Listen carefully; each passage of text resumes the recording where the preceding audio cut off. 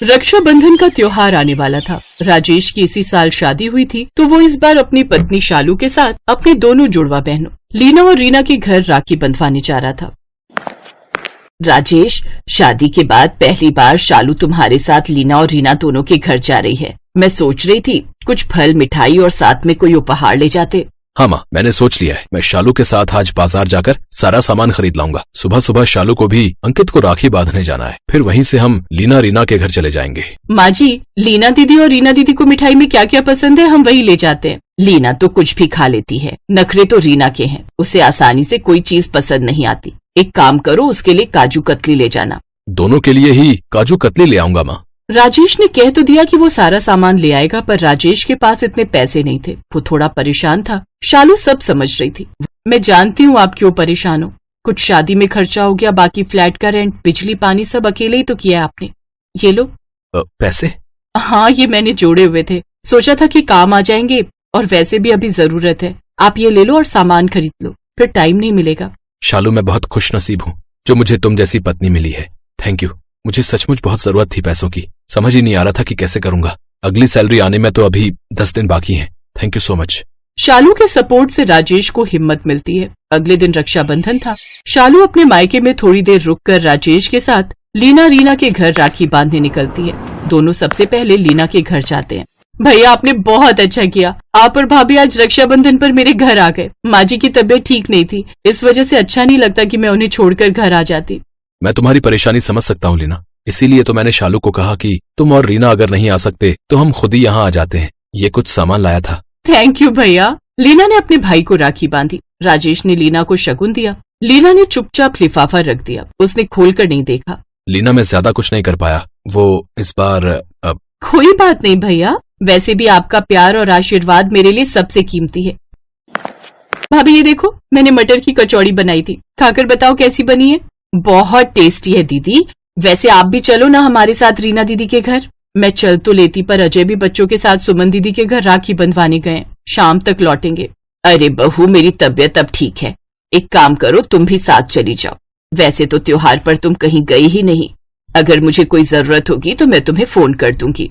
अपनी सास के कहने पर लीना भी तैयार हो जाती है और अपने भैया भाभी के साथ वो रीना के घर पहुंचती है। वैसे तो लीना और रीना जुड़वा बहनें थी, पर उनके स्वभाव में जमीन आसमान का अंतर था। रीना की शादी एक अमीर खानदान में हुई थी, इसलिए उस पर अमीरी का रंग चढ़ गया था और वो थोड़ी घमंडी हो गई थी। भैया, ये राखी संभाल कर रखना, इसमें सोना लगा है। मैंने महंगी वाली राखी मंगवाई थी। वैसे बाद में आप इसका सोना बेचकर अपना कुछ खरीद भी सकते हो, क्योंकि आपको तो पहले ही पैसों की जरूरत होती है। बहुत सुंदर राखी है रीना। अच्छा, मैं ये काजू कतली लाया था, तुम्हें पसंद है ना? ये काजू कतली तो बहुत लोकल है। हमारे घर में ना अब यहाँ पर सब ब्रांडेड मिठाई खाते हैं, कोई भी लोकल चीज नहीं खरीदता। ये वाली काजू कतली खाकर बताओ कितनी बढ़िया है। ब्रांडेड काजू कतली है। जैसे ही रीना काजू कतली का डिब्बा खोलती है, उस पर फंगस लगी हुई थी। रीना थोड़ी झेप जाती है और गुस्से में अपने नौकर को बुलाकर डांटने लगती है। मोहन, इधर आ जरा। ये कौन सी दुकान से काजू कतली का डिब्बा लेकर आए हैं? देख, सारी काजू कतली पर फंगस लगी हुई है। तुम्हारी इस महीने की सैलरी काट लूंगी। सॉरी मैडम, आगे से ऐसी गलती नहीं होगी। मेरी सैलरी मत काटो। रीना, कोई नहीं, बेचारी से गलती हो गई। रीना दीदी, ये वाली काजू कतली से मुंह मीठा कर लो। हाँ ठीक है, मैं कर लेती हूँ, बट मोहन, तुम्हारे पैसे तो मैं जरूर काटूंगी, उसमें कोई रहम नहीं होगा। और साले साहब, साली साहिबा कैसे हैं? नमस्ते शालू जी। हम सब ठीक हैं जीजू। रीना, मुझे फैक्ट्री के काम से जाना है तो मैं इन्वॉल्व नहीं हो पाऊंगा। तुम इन्हें अच्छे से खिला पिला देना। हाँ, आप टेंशन मत लो। रीना का पति चला जाता है। उसके जाने के बाद रीना अपने कमरे में आती है तो लीना उसके साथ चली जाती है। राजेश और शालू बाहर ही बैठे थे। रीना, तुझे क्या हो गया है? तू इस तरह से कैसे बात करने लगी है? क्यों, क्या हो गया है? मैंने क्या गलत किया? तुम सबकी इज्जत की तो है, इतना कुछ खाने पीने को भी आगे रखा है। रीना, तू पैसों का इतना घमंड करने लगी है। तुझे क्या होता जा रहा है? घमंड करने के साथ साथ तू गुस्से वाली भी होती जा रही है। इस तरह से हर समय चिढ़ना, लड़ाई करना, ये सब तुझे शोभा नहीं देता। देखना, जब तुझे किसी चीज की जरूरत होगी तो हम सब तेरे साथ खड़े होंगे और तेरे घर के नौकर भी तेरी बहुत हेल्प करेंगे। हर किसी से बना कर रख, बिगाड़ कर नहीं। तू जानती है ना, राजेश भैया बस एक छोटी सी नौकरी करते हैं और ये जो सारा सामान है ये पैसे भाभी ने दिए हैं, क्योंकि भैया ने किराया, बिजली पानी और बाकी खर्च किए। और तू जानती है पिछले महीने माँ का भी ऑपरेशन हुआ था। तुझे तो भैया को सपोर्ट करना चाहिए और तू इस तरह से व्यवहार कर रही है। समझदार बन रही ना। भैया ने हमारे लिए कितना कुछ किया है। हम दोनों बहनों की शादी कितने अच्छे से की थी। हमें किसी चीज की कमी नहीं होने दी उन्होंने आज तक। तू सोच कि तू क्या कर रही है। तभी रीना का नौकर मोहन कमरे में आता है। मैडम जी, मेरी तनख्वाह मत काटना। गांव में माँ बहुत बीमार है, मुझे पैसे भेजने हैं। मैं आगे से ऐसी गलती कभी नहीं करूंगा। पढ़ा लिखा नहीं होना तो दुकानदार ने मुझे पुरानी चीज दे दी। अब ऐसा कभी नहीं होगा। मैं उस पर पूरा ध्यान दूंगा। मैं तुम्हारे पैसे नहीं काटूंगी मोहन। और हाँ, तुम आज की छुट्टी मांग रहे थे ना। तुम्हारी बहन राखी के लिए आने वाली है जो शादी के बाद इसी शहर में रहती है। ठीक है, तुम आज शाम को घर चले जाओ। खाने की चिंता मत करो, हम देख लेंगे। बहुत बहुत धन्यवाद मैडम जी। भगवान आपको लंबी उम्र दे। अपनी बहन लीना की बातों को सुनकर रीना ने अपने व्यवहार को बदला, मोहन को छुट्टी दे दी और ड्राइंग रूम में आकर अपने भाई भाभी से बहुत प्यार से बात की। उस शाम रीना के पति के आने के बाद लीना ने अपने पति और बच्चों को भी वहीं बुला लिया। रक्षाबंधन की उस शाम सबने डिनर बाहर ही किया। रेस्टोरेंट में सबने एक साथ बैठकर खाना खाया और खूब मस्ती मजाक किया। रीना ने सबकी बहुत रिस्पेक्ट की और प्यार भरे रिश्तों के त्योहार रक्षाबंधन पर सबने मिलकर खूब एंजॉय किया। उस दिन के बाद रीना भी अपनी जुड़वा बहन लीना की तरह बहुत ही अच्छे और मिलनसार स्वभाव की बन गई। रक्षाबंधन का दिन था। विनय की पत्नी प्रभा रसोई घर में पूरी पकवान बना रही थी और दोनों बच्चे पूर्वी और पारस अपनी बड़ी बुआ शीतल के आने का इंतजार कर रहे थे। मम्मी, जूस वाली बुआ और मक्खन वाले फूफा जी कब तक आएंगे? ये तुम दोनों ने अपने बुआ फूफा को क्या नाम दे दिया है? ठीक ही तो दिया है। शीतल दीदी जब भी आती हैं बच्चों के लिए ढेर सारा सामान लाती हैं। बच्चों को अपनी बड़ी बुआ से इसलिए तो ज्यादा लगाव है, वरना छोटी बुआ को तो। नमस्ते भैया। नमस्ते भाभी। कैसे हो आप सब? आ गई सस्ता सा बर्फी का डिब्बा हाथ में लिए भाई को राखी बांधने। ले जाएगी 500 की पत्ती। अरे मेघा, मैं ठीक हूँ। राजेश जी नहीं आए? वो उन्हें आज ऑफिस से छुट्टी नहीं मिली। मीनू ने सुबह सुबह ही उन्हें राखी बांधी थी। उनके जाने के बाद मैं यहाँ आ गई। भैया, शीतल दीदी आ जाए फिर उनके साथ ही मैं आपको राखी बांधूंगी। पूर्वी, पारस, ये देखो मैं आपके लिए ये चॉकलेट लाई हूं। मेघा शीतल और विनय से छोटी थी। शीतल अमीर घर में ब्याही थी जबकि मेघा के ससुराल ज्यादा पैसे वाली नहीं थी। इसलिए विनय और प्रभा के साथ बच्चे भी शीतल को ज्यादा अहमियत देते थे। शीतल राखी बांधने आ जाती है। बच्चे मेघा की लाई चॉकलेट फेंककर शीतल से लिपट जाते हैं। जूस वाली बुआ आ गई। बुआ, आप हमारे लिए और क्या क्या लाए हो? मेरे प्यारे भतीजा भतीजी के लिए मैं ढेर सारा सामान लेकर आई हूं। ये देखो, नए नए खिलौने, नए नए कपड़े। दीदी, इतना सब कुछ लाने की क्या जरूरत थी? आपने तो सचमुच बच्चों को बिगाड़ ही दिया है। आप बैठो और ये बताओ कि आप कोल्ड ड्रिंक लोगे या चाय पियोगे? फिर उसके बाद मैंने आपकी पसंद के ढेरों पकवान बनाए हैं।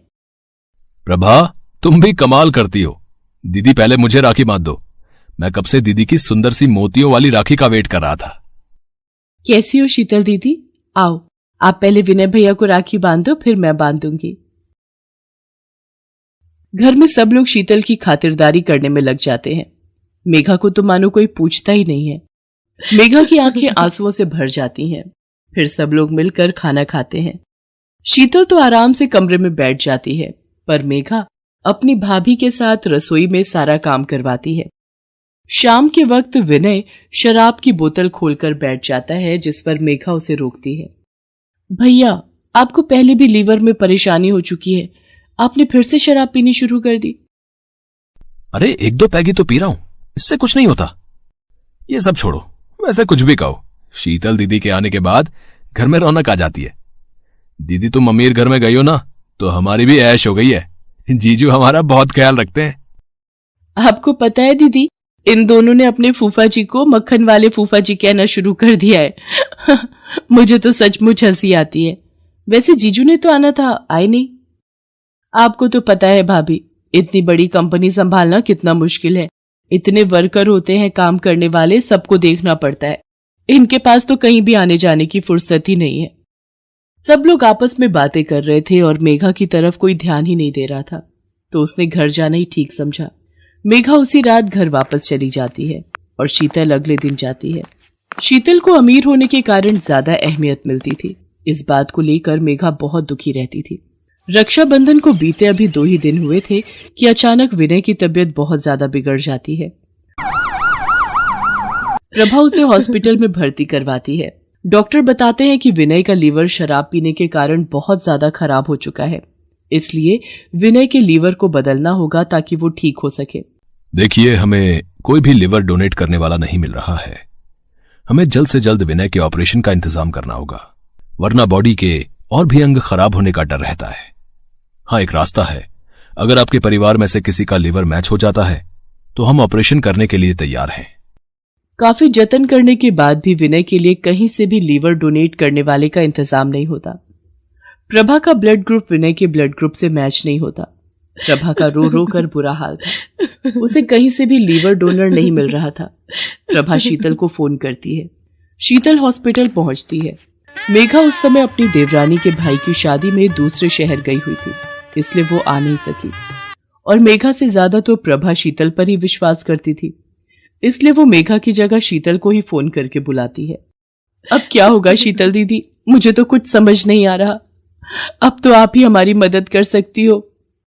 भाभी, मैं कैसे मदद कर सकती हूँ? मैं कुछ समझी नहीं। दीदी, अगर आप अपने लीवर का कुछ हिस्सा विनय को दे दो तो आपके भाई की जान बच जाएगी। कैसी बातें कर रही हो भाभी? मेरे ससुराल वाले इस बात के लिए कभी राजी नहीं होंगे। वो तो वैसे भी इन सब चीजों से कोसों दूर रहते हैं। मैं विनय की मदद नहीं कर सकती, सॉरी। बाकी आप अगर पैसों की जरूरत है या कुछ चाहिए तो मैं आपकी मदद कर सकती हूँ, पर शरीर का अंग, आप नहीं जानते अनिल का गुस्सा कितना ज्यादा है। और मेरे सास ससुर रिश्तेदार, आप तो जानते ही हो, सब इस मामले में बहुत सख्त है। अगर जरा सी भी मेरी तबीयत को कुछ हो गया तो मेरी पूरी जिंदगी खराब हो जाएगी। मुझे माफ करना भाभी। अच्छा, मैं अभी चलती हूँ, मैं शाम को आपसे मिलने आऊंगी। शीतल शाम के समय नहीं आती और फोन पर तबीयत खराब होने का बहाना कर देती है। शीतल को हॉस्पिटल से गए कुछ दिन बीत चुके थे। प्रभा का भी इस बीच शीतल के पास फोन नहीं आया था। शीतल ने झिझकते हुए हॉस्पिटल के रिसेप्शन पर फोन किया तो उसे पता चला कि विनय को तो आज सुबह ही हॉस्पिटल से छुट्टी मिल गई है। उसके लीवर का ऑपरेशन ठीक ठाक हो गया है और अब उसकी तबीयत बिल्कुल ठीक है। क्या हुआ शीतल, तुमने रिसेप्शन पर फोन किया था? तुम्हारे भाई को लिवर देने वाला कोई मिला या नहीं? विनय को छुट्टी मिल चुकी है, आज सुबह ही वो घर चले गए हैं। लगता है कोई लीवर डोनेट करने वाला मिल गया होगा। मैं सोच रही हूँ एक बार घर मिलाती हूँ। शीतल अपने भाई भाभी के घर पहुंचती है। वहां पर मेघा को देख हैरान रह जाती है। मेघा, ये लो, मैंने तुम्हारे और तुम्हारे भैया के लिए दलिया बनाया है, खा लो। भाभी, अभी थोड़ी देर पहले ही आपने मुझे इतने सारे फल और जूस पिलाए हैं, अब ये दलिया, मेरे पेट में तो बिल्कुल जगह नहीं है। नमस्ते भाभी, कैसे हो विनय? अब तुम्हारी तबीयत कैसी है? देखो, मैं तुम्हारे लिए कितने सारे फल और सामान लाई हूं। पूर्वी पारस, आओ देखो तुम्हारी बुआ तुम्हारे लिए क्या क्या लाई है। वैसे ये लीवर किसने डोनेट किया?